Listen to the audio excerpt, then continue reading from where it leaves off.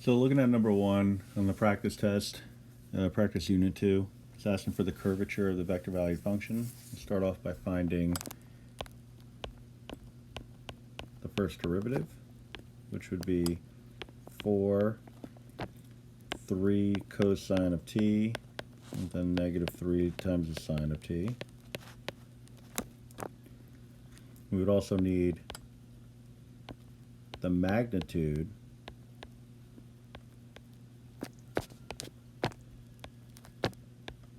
of that derivative. So 4 squared plus 3 squared cosine squared t plus another 3 squared times sine squared t. Now when we simplify, we're looking at 16 plus 9 parentheses cosine squared t plus sine squared t, all under a radical. Cosine squared plus sine squared is equal to 1, so this actually gives me a radical 25, which gives me a 5. Since I'm looking only for the absolute, that would allow me to disregard the possible negative that would be there, so that's good news. All right, now to get the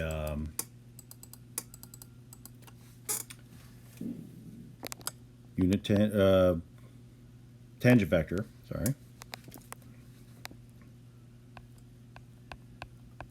t of t. Sorry, unit tangent vector. I had it right the first time. So 4/5, 3/5 cosine t, negative 3/5 sine of t. I now want the derivative of that. 0, negative 3 over 5 sine of t, negative 3 over 5 cosine of t. The magnitude, so 0 plus, I'm going to kind of cut to the chase here, it's going to be 9 over 25 sine squared t plus 9 over 25 cosine squared t. We have that common 9 over 25 that could be factored out of the whole thing. When you apply the radical, that becomes 3/5. Sine squared plus cosine squared goes to 1, so this is 3/5. So my kappa value is going to be the magnitude of the derivative of the unit tangent vector, which is 3/5, divided by the magnitude of the first derivative, so we would end up with 3 over 25.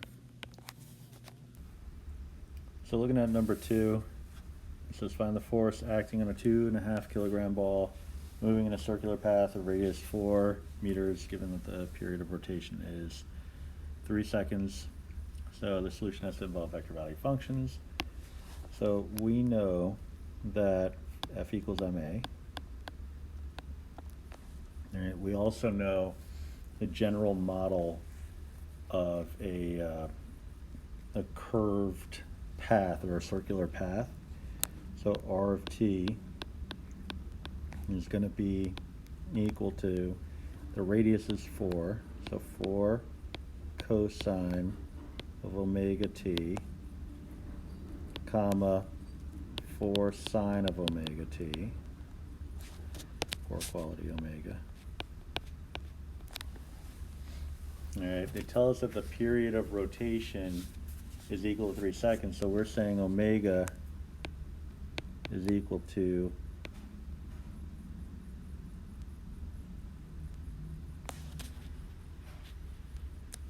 theta over t. Sorry, just got distracted there for a second. So omega is equal to theta over t. So if we know that we're talking about one full rotation, and we're talking about 2 pi, and we know that that's happening in 3 seconds, so 2 pi over 3 would be the value of omega. So r of t would be equal to 4 cosine, we could say 2 pi over 3 times time, and then 4 sine, same thing.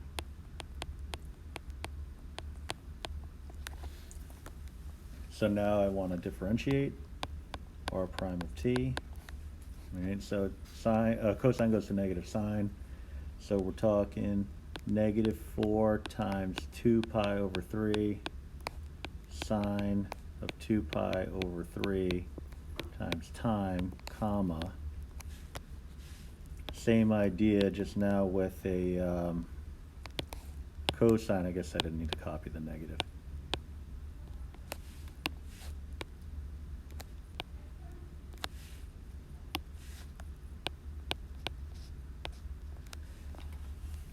So that would give me a velocity vector. Now I need the acceleration vector, double prime. Sine goes to cosine, cosine goes to negative sine. So we're talking negative 4 times 2 pi over 3, the quantity squared, cosine of 2 pi over 3, t, and then the same thing all over again, this time with the negative, and a sine instead of a cosine.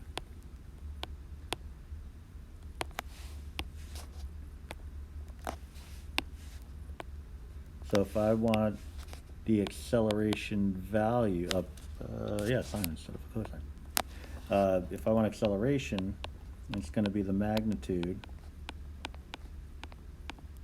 of this expression, or this vector valued function. So I'm squaring each part. So let me do a quick copy paste job here.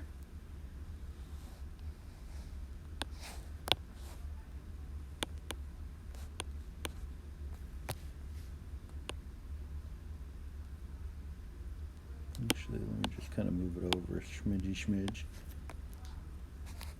I'm going to square, that's not a pen, I'm going to square each part. Add it together and slap a radical over the whole thing.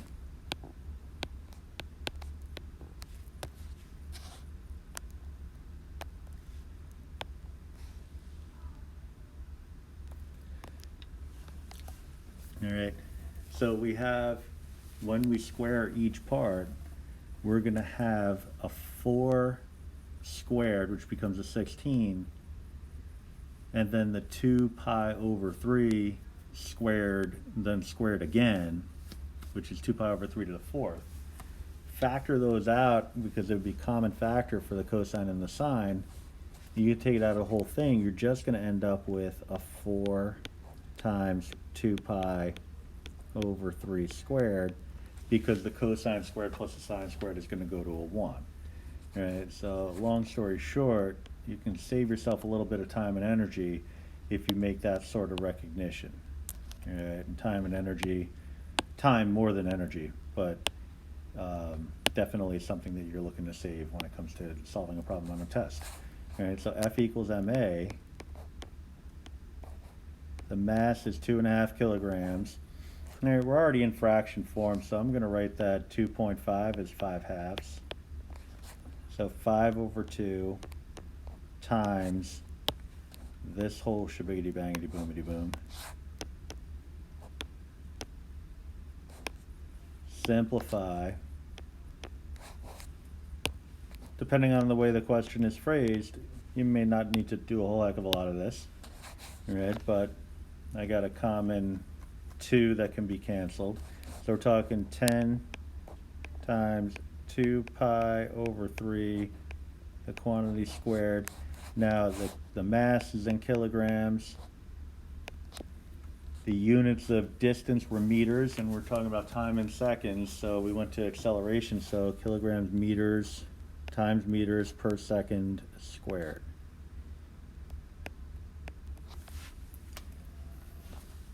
All right, if you want to go decimal form, you can, and you should also be prepared to go to decimal form.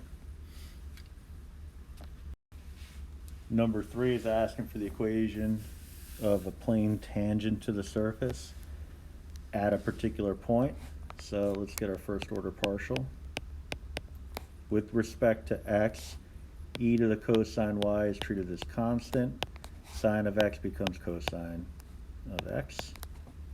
F sub y, the sine of x is treated as constant.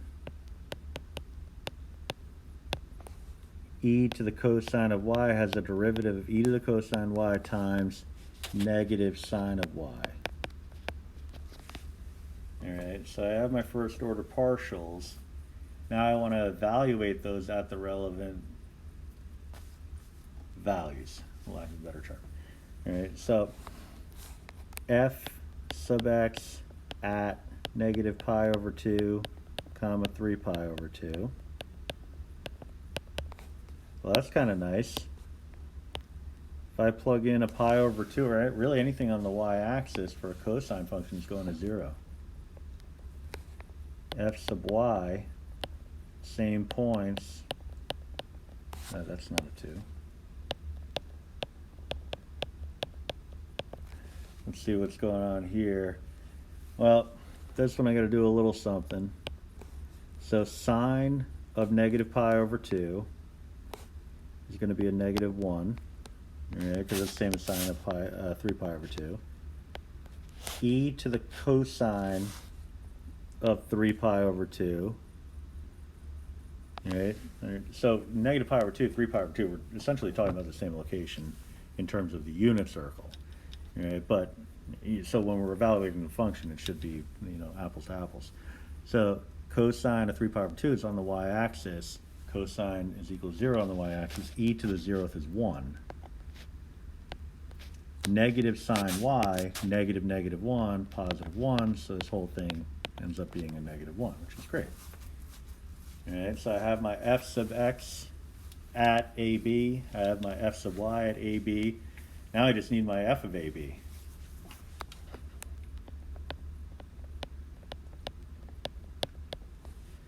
All right, so plugging into the original function, e to the cosine of 3 pi over 2, e to the 0th is 1. Sine of negative pi over 2 is negative 1. So result negative 1. All right, so I have all that information. All right, so now I just need to pop it into the appropriate model. All right. So I'm going to put z equals f of AB, a comma b, I should say. And we're going to add to that f sub x at a plus b, or a comma b, I keep saying the wrong thing. But that's times x minus the a value. Right? And then same idea with the first order partial with respect to y, f sub y at ab times y minus b. All right, all this information we have. So z is equal to, looks like a negative 1 plus 0 times x minus a. I'm not even going to put the a in because it's going to 0 out anyway. And then plus a negative 1, so minus 1 times y minus whatever the b value is, in this case 3 pi over 2. So cleaning it up, z equals negative 1 minus y plus 3 pi over 2. And that would be the equation of the tangent plane. So negative 1 minus y plus 3 pi over 2, just double, triple, quadruple checking. It looks like it's this one. All right. Next up is the chain rule. And it's asking for dz dt. So we start off with the z function. We can break that up by partials. So partial with respect to x, partial with respect to y. And then we can go the next step by breaking those up. Partial x with respect to s, partial x with respect to t, partial y with respect to s, partial y with respect to t. Alright, so what we need out of this is a dz dt, so the derivative pathway that we're looking for would follow any branch of a pathway leading to a dt. Alright, so that's all this. So dz dt is going to be equal to partial z with respect to x times partial x with respect to t plus partial z with respect to y times partial y with respect to t. Alright, so this is my z. I want to differentiate that with respect to x. That's not going to be too difficult because the derivative of ln of x is 1 over x. I leave the e to the y alone. So e to the y times 1 over x times, then I need this guy over here with respect to t. So leave the 2s alone. The derivative of tangent of t is secant squared t. So 2s times a secant squared t.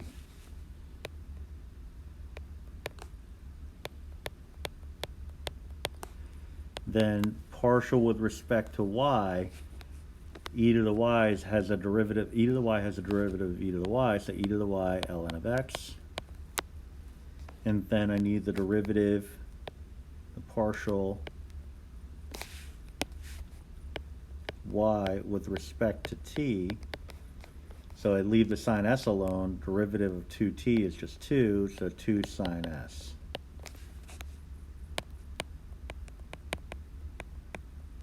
All right, so those are the ingredients of your derivative. You may have to simplify it, but that's essentially all there is to it. So looking at number 5 is asking which of the following is the absolute maximum of the function. So we'll start off by looking for critical values. So f sub x is going to be 2x minus 4y squared. And the x goes away. F sub y is going to be equal to, well, the x squared goes away. We'll be looking at negative 8xy. All right, set each of those equal to 0. So 2x minus 4y squared equals 0.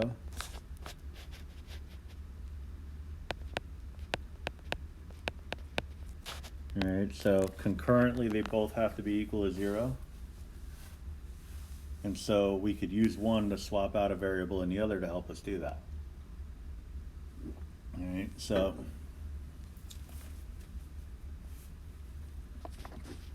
in the case of my first order partial with respect to x, I can get a relation between x and y.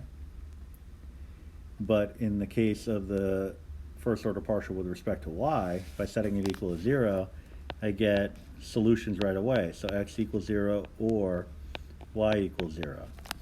All right, so I can make those substitutions. So 2 times 0 minus 4y squared equals 0. Solve. You know, it's pretty, I would think, easy to see that y would have to be equal to 0 in that instance. So I have a critical value of 0, 0. X leads to a 0. Now, if I replace the y with a 0,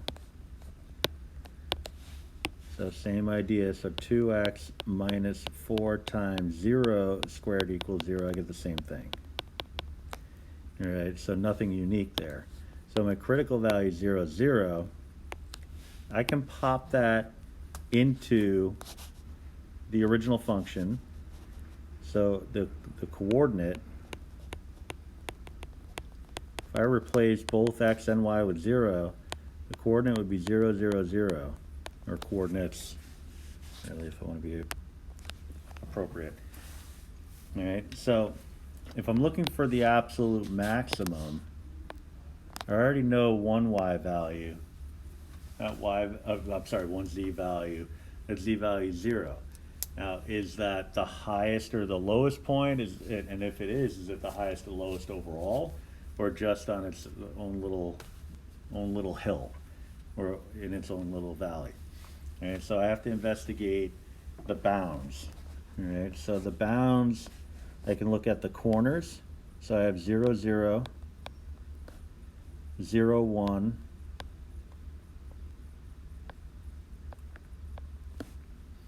2, 0,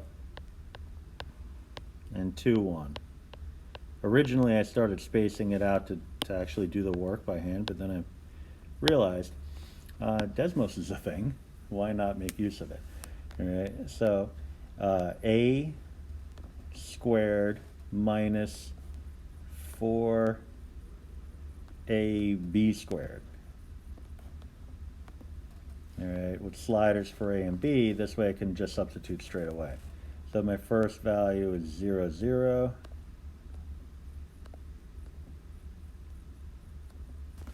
0, 0. Oh, well, we already knew that one. That was a waste.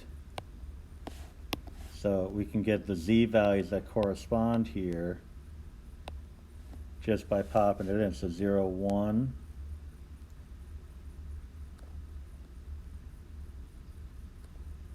If it'll let me. Yump and Yiminy. 0, 1, 0. Okay, no help there. 2, 0. I'll go straight to the last one here. Oh, sorry. 2, 0 I wrote twice for some reason. 2, 1 is supposed to be the last one. 2, 1 gives me a -4. Well, that's certainly not going to be the absolute maximum. If anything, it might be the absolute minimum. So let me just grab 2, 0. 2, 0 gives me a 4. All right. So we've eliminated possibilities here. Well, out of all the myriad of choices that we have, we know that the critical value is no longer relevant in terms of the absolute maximum. If anything, it's only a local maximum. All right. So we know now that 0 is out. We know now that 0.5 is out. So it's down. If I had to make it 50-50, it's either the 4 or the 9. It could be a 9, but we'll investigate that now, right? Because it could be along the path where just x is equal to 0. It could be on the path where just x is equal to 2. Y is equal to 0. Or y is equal to 1. So we have to investigate all that. All right, so I rewrite my z function, replacing all the x's with zeros. Well, that's nice. That gives me a z equal to 0, so that's irrelevant. So that's not a winner. No, I was going to say the same thing would happen if we put it in for y, but that's not true. All right, so let me go in order here. So 4 minus 8y squared. All right, I could take a quick look at that. I'll just put it in as y equals. So 4 minus 8x squared. Just looking for the vertex, 0, 4.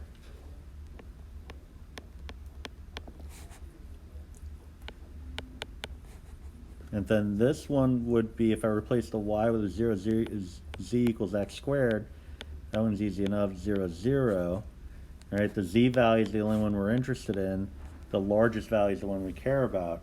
Now, as it turns out, if I plug in a 2, I get a y value of 0 and a z value of 4. That's exactly what we got over here. So we're getting a lot of recurrence of values here. 0, 0, 0, we've gotten that repeatedly. All right. So this is the last possibility. If I don't get a 9 from this one, then I know that that last choice is not relevant, and therefore my answer would be just the number 4. All right, so I'm going to replace all my y's with a 1, and I'm be looking at z equals x squared minus 4x. So y equals, in my calculator, x squared minus 4x. Just looking again for the vertex 2, negative 4, which actually makes sense.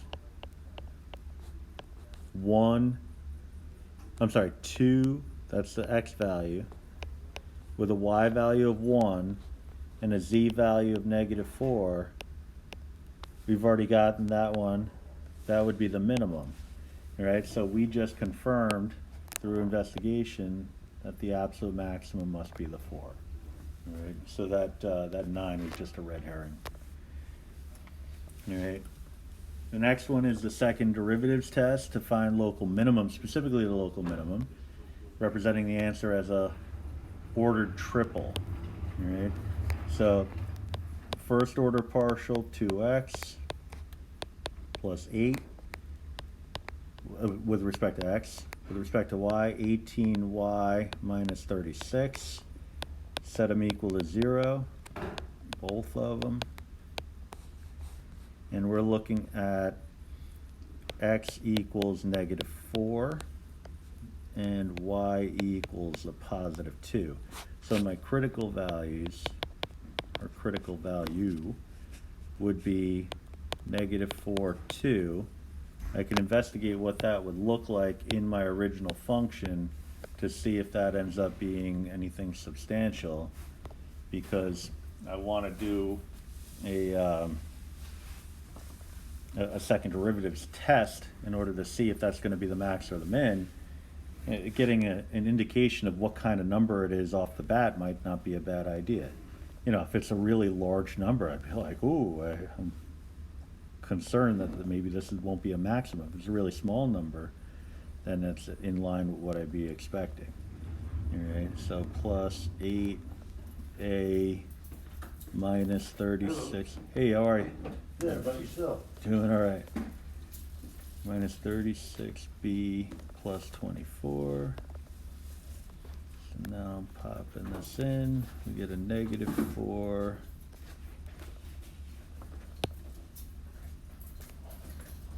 Positive 2 for a and b, which gives a result of negative 8, negative 28, which very well could be a local minimum. So now let's verify with the second derivatives test. So second order partial with respect to x, 2, with respect to y, 18, and then mixed would be 0, which gives me a d value, discriminant value, of 2 by 18 minus 0 squared, which is 36. That's a positive number. All right, my first order partial with respect to x is also positive, so that confirms that negative 4 to negative 28 is at a local minimum.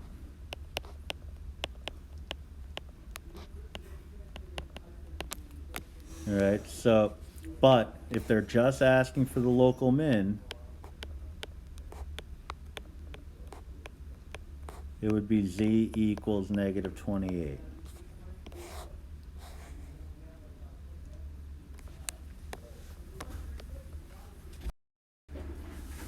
So for number 7, it's asking us to use the method of Lagrange multipliers to find a local extreme, specifically the maximum values, if more than one possibly, for the two functions, one being the constraint function. Right, so f sub x 2x, f sub y 2y. The constraint function, I'd want to rewrite that. I'm going to write that as g of xy. We're looking at, and apologies for the font on that. Actually, after I typed this up, I learned a different way of typing it that would actually look a whole lot nicer, so I'll accept this as a typo. So g of x comma y would be 4 minus x minus 1 squared minus 4y squared. So g sub x, g sub y, first order partials, you know, the 4 is irrelevant. For x, the negative 4y squared would be irrelevant, so I'd be looking at negative 2 times x minus 1. And for the y, I'd be looking at negative 8y. All right? The method of Lagrange multipliers tells us to establish a scalar multiple that we call lambda that equates something like f sub x and g sub x, you know, the first order partial for the original function and the constraint function, so that they differ only by a scale factor of lambda.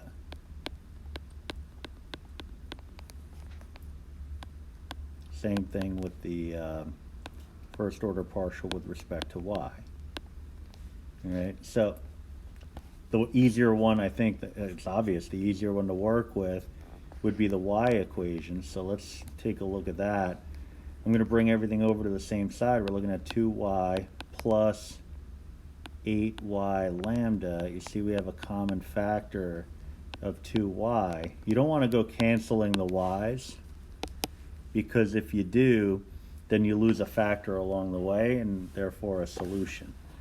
All right, so 2y gives you, when you factor it out, 1 plus 4 lambda equals 0.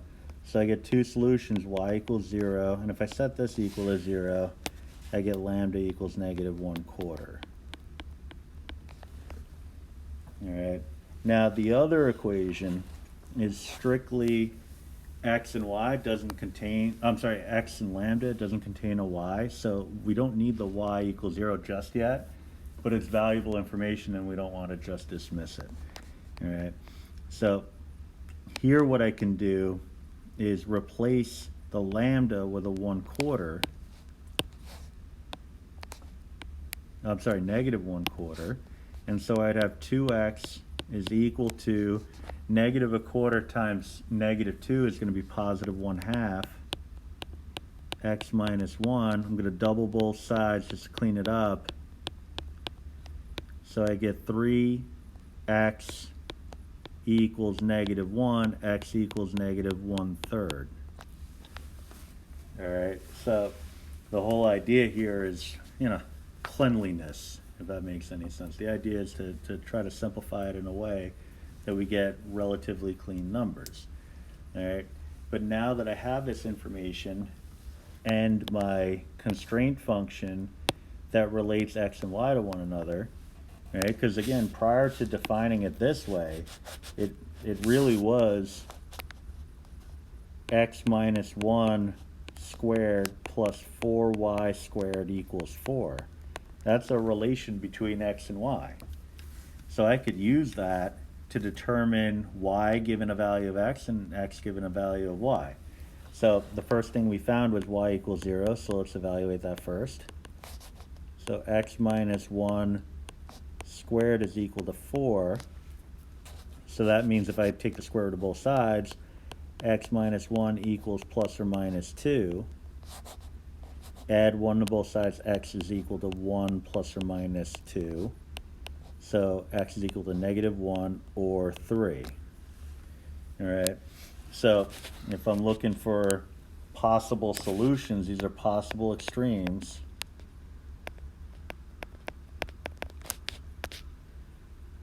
I now have negative 1, 0. And while I'm here, I might as well start evaluating, you know. So the original function wasn't too bad. So let me type it in, x squared, so a squared, plus b squared.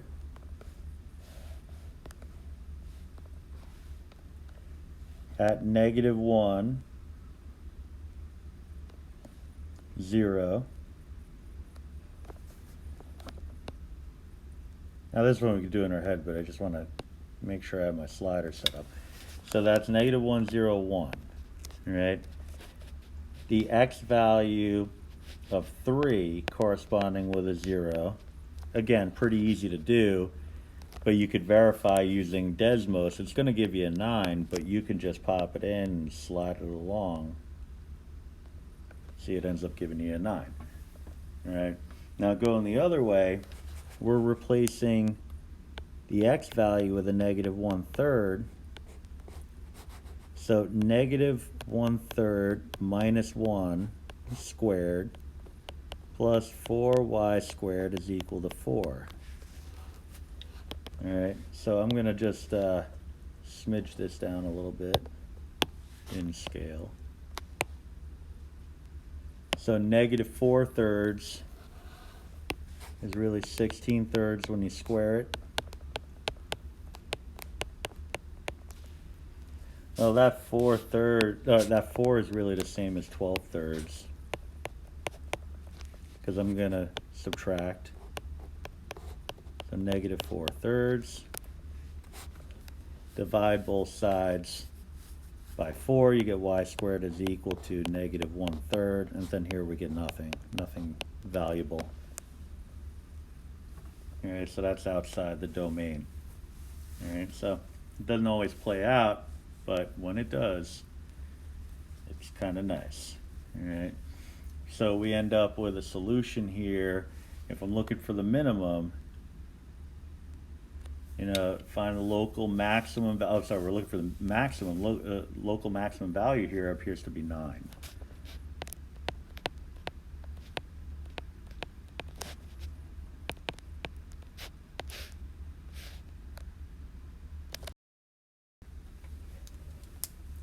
So number 8 is asking get rid of that. Which of the following is the correct evaluated form of the iterated integral? The thing about multiple choice questions is you could really just go through each one, take their derivatives, the partial derivatives first with respect to y, then with respect to x, and then see what you get, but you should also be prepared to go the other way. Because you never know, maybe it's not a multiple choice question on the actual one. So first off, we're going to look at the innermost integral. So that would be the antiderivative with respect to x. All right, so that's telling me just focus on the x part of it, which has an antiderivative of 1/3 x cubed. Leave the secant squared y alone, but then add on some integration constant that would zap away if I took the derivative, the partial derivative with respect to x. So really it would be any y function that would accomplish that. All right, not just some constant. It could be anything that contains a y, solely a y, no x's involved. All right, so then I'm going to anti-differentiate this with respect to y. All right, so that means that the only relevant part would be the secant squared y parts and the c of y. All right, because now it's a function of y. So the antiderivative of which, for secant squared y anyway, would be tangent of y. So I'm going to hang on to my 1/3 x cubed. I'm going to have my tangent of y. And then my lowercase c of y should now become an uppercase c of y. All right, because it's an antiderivative. And then from there, because we don't know necessarily, it could be just a number. It could be a function of y. There's a lot of different possibilities. We could also represent it as an antiderivative in and of itself. It's just since we don't know what the function is, how can we take its antiderivative? And it's with that I noticed that there's a dang typo in the thing. So this should be a capital C of y. Actually, there's a lot going on here. There's even an extra y. I got bit by the copy paste monster here, as you might have been able to determine. I did some changing, but I didn't do enough changing. So this actually shouldn't even be there, and this should be a capital C of y. All right, but then the integration constant with respect, when we take the antiderivative with respect to y, could be any function of x, so this should now be added on at the end, a lowercase c of x. All right, so, can't make it through anything without finding a typo. So finally, number 9, It says given the function, what is the path of steepest ascent? So it's asking for the gradient.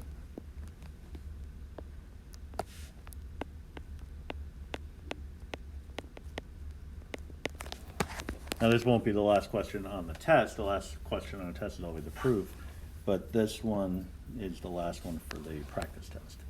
All right, so I need my first order partial with respect to x. All right, so cosine goes to negative sine.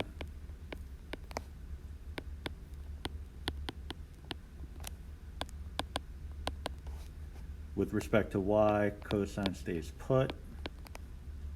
E to the sine y gets multiplied by cosine of y. All right, so if I want to just express the gradient vector,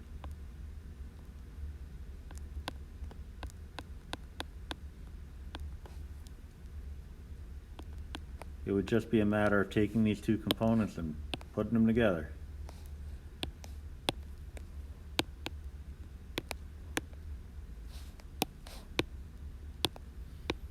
But what I want to do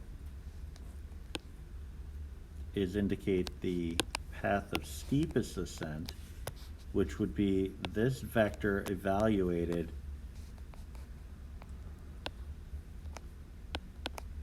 for pi.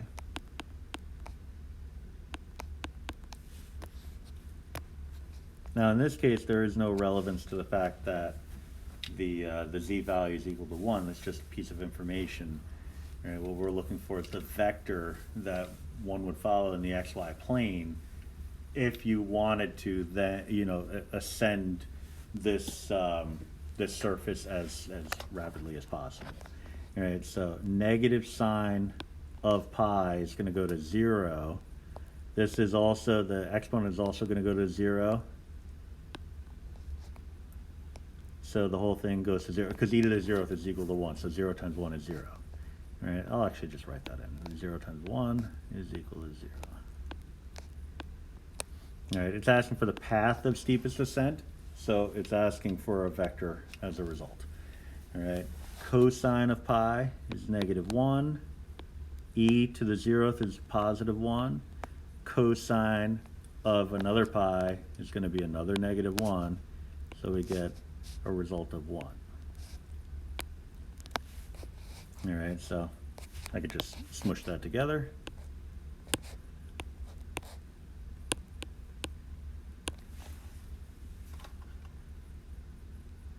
And so